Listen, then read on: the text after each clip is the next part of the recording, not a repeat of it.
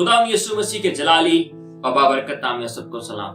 मेरा नाम पादरी शर्जील मुनव्वर है। मैं आपको अपनी इस नई वीडियो में खुशामदीद कहता हूँ। क्या मसीहों को मैरी क्रिसमस या हैप्पी क्रिसमस कहना गुनाह है? एक वीडियो मेरे सामने आई है जिसमें जाकिर नाइक साहब बड़ी बात कर रहे हैं और वो अपने पैरोकारों को, अपने भाइयों को ये सिखाना चाह रहे हैं कि हमें क्रिश्चियंस को, मसीहों को मैरी क्रिसमस नहीं कहना चाहिए। उसके साथ एक जुमला वो जरूर साथ बोल रहे हैं। वो कहते हैं कि अगर हम किसी को मैरी क्रिसमस या हैप्पी क्रिसमस कहते हैं, इसका मतलब ये है कि हम ये कहते हैं कि खुदा का मरियम के साथ अज़दवाजी ताल्लुक है और वो खुदावन और जो यीशु मसीह जो पैदा हुए हैं वो इन दोनों के अज़दवाजी ताल्लुक से पैदा हुए हैं। अब आप गौर कीजिए कि वो कितनी बड़ी बात करते हैं। मेरा ये मानना है, मेरा ये समझ है कि मेरा ख्याल है कि जितनी भी बिदात हैं इस दुनिया में मौजूद हैं, जो मसीहत के खिलाफ है, वो भी शायद इस तरह की बात नहीं कहते होंगे या उनका भी शायद ये तसव्वुर नहीं होगा। लेकिन अगर आप गौर करें कि बाइबल हमें क्या सिखाती है, बाइबल हमारे इस बारे में क्या करती है, तो इस बारे में क्या कहती है, इस बात को समझना खुदा के कलाम में से बहुत ज्यादा जरूरी है कि असल में बाइबल क्या कहती है। एक बात हमेशा याद रखें, एक बात हमेशा याद रख लें कि जो बातें हॉलीवुड में या नेटफ्लिक्स की मूवीज में दिखाई जाती हैं, असल में वो मसीहत नहीं है, वो मसीहत नहीं है या वो मसीही तालीम नहीं है। मसीही तालीम क्या है? जो बाइबल मुकद्दस में लिखी है। और एक और बात याद रख लें कि जो शख्स नफरत के ऐनक पहन के खुदा के कलाम को पढ़ता है, मसीहत को स्टडी करता है, वो हमेशा जब भी मसीहत के बारे में सिखाएगा या किसी और मजहब के बारे में सिखाएगा तो वो नफरत के साथ ही सिखाएगा। इसीलिए अगर आप किसी से कुछ पूछना चाहते हैं, किसी से कुछ सीखना चाहते हैं, तो असल बात यह है कि आप उस मजहब के माहिरीन से सवाल पूछें। आप उस मजहब के माहिरीन से पूछें कि ये सवाल है, इसका आप क्या जवाब देंगे, क्योंकि जो दूसरा शख्स है वो नफरत की ऐनक पहन के नफरत के साथ ही जवाब देगा। इसलिए इस बात को समझना बहुत ज्यादा जरूरी है। तो अब जो वो बात ये कहते हैं, वो ये कहते हैं कि जो हम बात यह है कि खुदा यीशु मसीह का रूहुल कुद्स की कुदरत से पैदा होना या रूहुल कुद्स से हामला होना कुंवारी मरियम का, इसका मतलब यह है कि यीशु खुदा का बेटा है। और वो किस तरह से बेटा है? वो इस तरह से बेटा है क्योंकि कुंवारी मरियम के साथ खुदा बाप का अज़दवाजी ताल्लुक है। ये एक बात याद रख लें, ये जो बात आप कर रहे हैं इसमें एक बात याद रख लें, बात ये याद रख लें कि ना सिर्फ ये आपके लिए बल्कि ये मसीहों के लिए भी बात नहायत काबिल नफरत है। ये हमारे लिए भी बहुत ज्यादा काबिल नफरत है कि अगर हम ये कहें कि खुदा का कुंवारी मरियम के साथ अज़दवाजी ताल्लुक है, ये सोचना या ये बात कहना हमारे लिए भी बहुत ज्यादा काबिल नफरत है। हम दो हवाले में आपके सामने रखना चाहता हूं। दो हवाले ऐसे हवाले हैं जो हमारी मदद करते हैं ताकि हम इस तसव्वुर को समझ पाएं, और मैं आज ये कोशिश करूंगा कि आपकी मदद कर सकूं कि हम ये समझ पाएं कि मसीहों का क्या तसव्वुर है, मसीही क्या सोचते हैं या उनका ईमान क्या है, वो किस बात पर यकीन रखते हैं कि खुदा यीशु मसीह कैसे पैदा हुए, खुदा यीशु मसीह जो कुंवारी मरियम है वो कैसे हामला पाएगी और ये रूहुल कुद्स की कुदरत से कैसे वो हामला पाएगी। तो हम यहाँ पे अब गौर करते हैं। अगर आप मेरे साथ खुदावंद के जिंदा कलाम में से देखें तो वहां पे आपको सबसे पहला जो हमें हवाला मिलता है वो है मत्ती की मार्फत लिखा गया इंजीली बयान, उसका पहला बाप और उसकी 20वीं आयत। खुदावंद के जिंदा कलाम में से मत्ती की मार्फत लिखा गया इंजीली बयान, उसका पहला बाप और उसकी 20वीं आयत। यहाँ पे क्या लिखा है? यहाँ पे इस तरह से लिखा है, पहला बाप और उसकी 20वीं आयत में। अब गौर कीजिएगा, ये वो बात है जो फरिश्ता कर रहा है। अब ये वो बात है जो फरिश्ता कर रहा है। आप देखें 20वीं आयत में, और इन बातों को सोच ही रहा था। अब गौर कीजिएगा, यूसुफ की बात हो रही है कि यूसुफ इन बातों को सोच ही रहा था कि खुदावंद के फरिश्ते ने उसे ख्वाब में दिखाई देकर कहा, ऐ यूसुफ इब्ने दाऊद, अपनी बीवी मरियम को अपने हाथ ले आने से ना डर, क्योंकि जो उसके पेट में है वो रूहुल कुद्स की कुदरत से है। जो उसके पेट में है वो रूहुल कुद्स की कुदरत से है। اب آپ یہاں پہ غور کیجئے کہ خداوند کا فرشتہ خود آیا ہے اس پیغام کو دینے، اور وہ اس کو بتا رہا ہے کہ جو مریم کے پیٹ میں ہے وہ روح القدس کی قدرت سے ہے، وہ روح القدس کی قدرت سے ہے۔ یہاں پہ اس بات کو سمجھنا بہت زیادہ ضروری ہے کہ یہ خدا یا مریم کے ازدواجی تعلق سے نہیں بلکہ خدا کی قدرت سے، یعنی روح القدس کی قدرت سے خدا ہماری مریم جو ہے وہ حاملہ پائے گی۔ اور اس کے بعد جو دوسرا بڑا حوالہ ہے وہ ہمیں اس کو سمجھنا بہت زیادہ ضروری ہے۔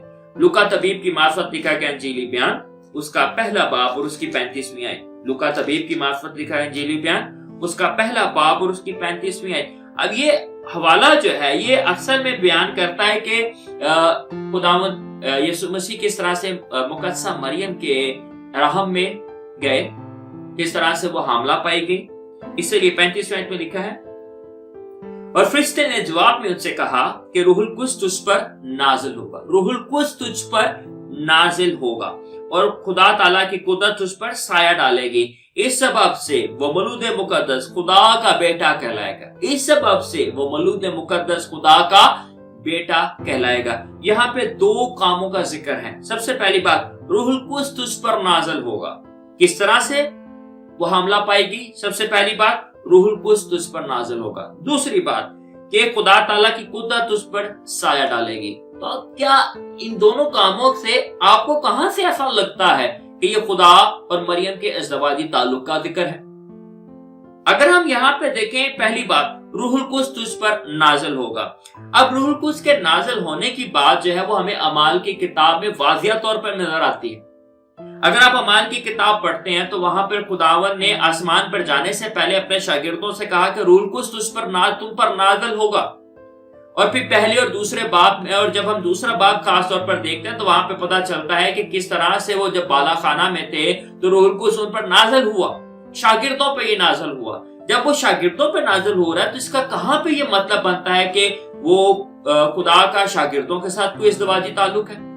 ایسا نہیں ہے، بلکہ اس کا جو سمجھنا ہے، جو آپ سمجھ رہے ہیں، وہ ٹھیک نہیں ہے۔ اس کے بعد جو دوسری بات ہے وہ یہ ہے کہ خدا تعالیٰ کی قدرت تجھ پر سایہ ڈالے گی، خدا تعالیٰ کی قدرت تجھ پر سایہ ڈالے گی۔ اگر ہم بائبل میں کوئی اور حوالہ دیکھیں جہاں پہ اس بات کا ذکر آیا ہے کہ خدا تعالیٰ کی قدرت تجھ پر سایہ ڈالے گی یا خدا تعالیٰ کی قدرت نے سایہ ڈالا، وہ ہمیں ذکر ملتا ہے وہاں پر جب خدا یسوع مسیح پہاڑ پر موجود تھے اور ان کی صورت بدل گئی۔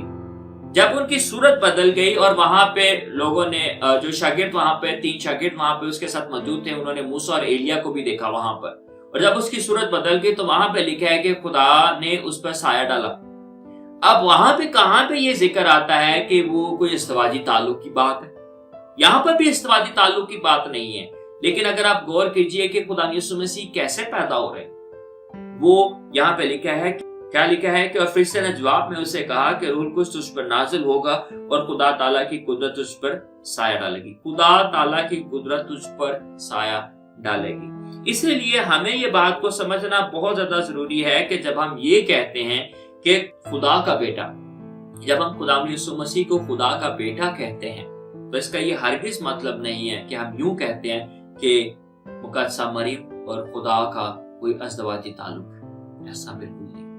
وہ کس طرح سے پیدا ہوا؟ یہاں پہ 2 باتیں ہیں کہ روح القدس اس پر نازل ہوا اور خدا کی قدرت نے، خدا تعالیٰ کی قدرت نے اس پر سایہ ڈالا۔ اسی لیے جب بھی ہم اس بات کو کہیں یا سنیں یا سمجھیں تو ہمیں اس بات کو سمجھنا چاہیے کہ ان کا کوئی یہ بات نہیں ہے کہ خدا کا مریم کے ساتھ ازدواجی تعلق ہے، بلکہ یہ بات ہے کہ وہ روح القدس کی قدرت سے حاملہ پائی گئی، وہ روح القدس کی قدرت سے حاملہ پائی گئی، اور اس بات کی جو گواہی ہے وہ یہاں پر خداوند کے فرشتے نے خود دی۔ اور یہاں پر واضح طور پر لکھا ہے کہ مریم کے پاس جبرائیل فرشتہ آیا، ایک بہت بڑا فرشتہ، ایک بہت جس کا نام ہے، جس کو ہم نے مختلف طرح بار بار ہم اس کو دیکھتے ہیں، اس کے کام کو دیکھتے ہیں، ایک پاک فرشتہ جو آ رہا ہے وہ کتنی بڑی خبر لا رہا ہے، اور وہ یہی کہہ رہا ہے کہ اس نے خود کہا کہ اس سبب سے، فرشتہ دیکھیں غور کیجیے گا وہ کیا کہتا ہے، فرشتہ کہتا ہے اس سبب سے وہ مولود مقدس خدا کا بیٹا کہلائے گا، خدا کا بیٹا۔ اب فرشتہ خود اس کو خدا کا بیٹا کہتا ہے، اب آپ یہاں پہ غور کیجئے، یہ اس کو خدا کا بیٹا کسی مسیحی نے اس کو خدا کا بیٹا نہیں کہا، بلکہ ایک فرشتے نے آ کے کہا، یا کسی مسیحی پاسبان نے یا مسیحی رہنما نے اس کو خدا کا بیٹا نہیں کہا، بلکہ پہلے فرشتے نے خود آ کر اس کو خدا کا بیٹا کہا۔ اسی لیے یہاں پر بات کو سمجھنا ضروری ہے کہ خدا یسوع مسیح روح القدس کی قدرت سے پیدا ہوا ہے، روح القدس کی قدرت سے پیدا ہوا ہے۔ مجھے امید ہے کہ یہ سوال جو ہم نے شروع میں کہا ہے، جو پوچھا گیا ہے جو مجھ سے، اور اس کا جواب جو ہے وہ بہتر انداز میں آپ کو مل گیا ہوگا۔ اب بات یہ ہے کہ آپ مسیحوں کو یا کرسچنس کو میری کرسمس یا ہیپی کرسمس کہنا چاہتے ہیں یا نہیں کہنا چاہتے، وہ علیحدہ بات ہے۔ اگر آپ کہنا چاہتے ہیں تو بھی ہم خوشی سے قبول کریں گے، آپ نہیں کہنا چاہتے ہیں تب بھی ہم آپ کے لیے برکت چاہیں گے اور آپ کے لیے دعا کریں گے۔ خدا آپ کو برکت دے، اور اسی طرح سے اگر آپ کو ہماری ویڈیوز اچھی لگیں تو لائک ضرور کیجیے گا، سبسکرائب کریں، اور اسی کے ساتھ ساتھ ہم آپ سے یہ کہنا چاہتے ہیں کہ آپ ہماری ویڈیوز کو دیکھتے رہیں، سیکھتے رہیں اور عمل کر کے دوسروں کو سکھاتے رہیں۔ بہت شکریہ۔